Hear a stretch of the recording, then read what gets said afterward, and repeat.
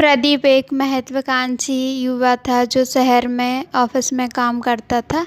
3 साल पहले उसकी नौकरी लगी थी और उसके साथ काम करने वाली रेखा से वह शादी की बात करता है। रेखा, मुझे लगता है हमारी अच्छी जान पहचान भी हो गई है और मैं तुम्हें पसंद करता हूँ। क्या तुम मुझसे शादी करोगी? हाँ प्रदीप, पर मेरे माता पिता तुम्हें दहेज नहीं दे पाएंगे।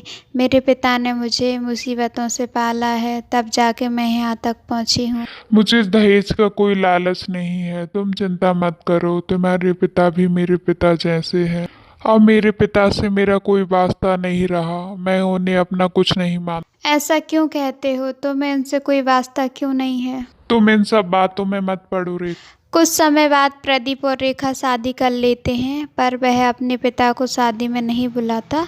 प्रदीप अपने पिता सीताराम से इसलिए नाराज रहता कि उसका छोटा सा ही सही लेकिन शहर में मकान हो। इस विषय में उसने अपने पिता से भी बात करी।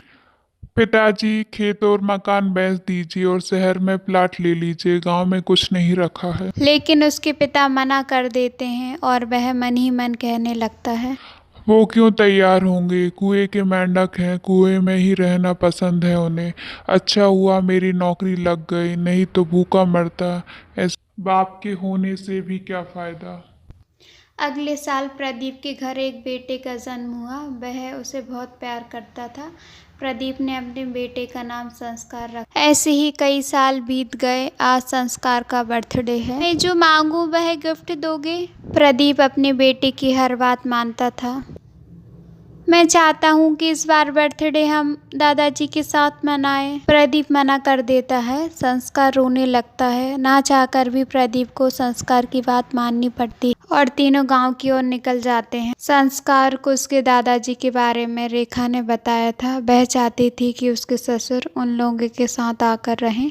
वह जब घर जाते हैं तो घर का गेट बंद था, तो वह पड़ोसी में मुंशी लाल चाचा के यहाँ जाते हैं। घर में कोई नहीं है चाचा, पिताजी कहाँ गए? अब तुम्हें पिता की याद आई? तुमने बहुत देर कर दी। तुम्हारे पिता को मरे हुए बहुत समय हो गया है। कैसे, कब?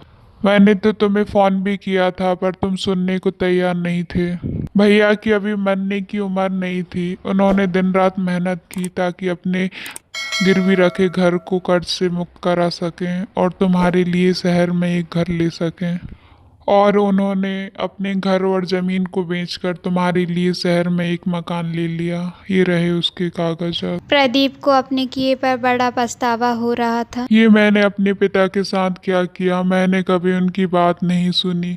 मैंने उनका कभी आदर नहीं किया और वो मेरे लिए इतना करके गए। मैं गिरा हुआ इंसान हूँ।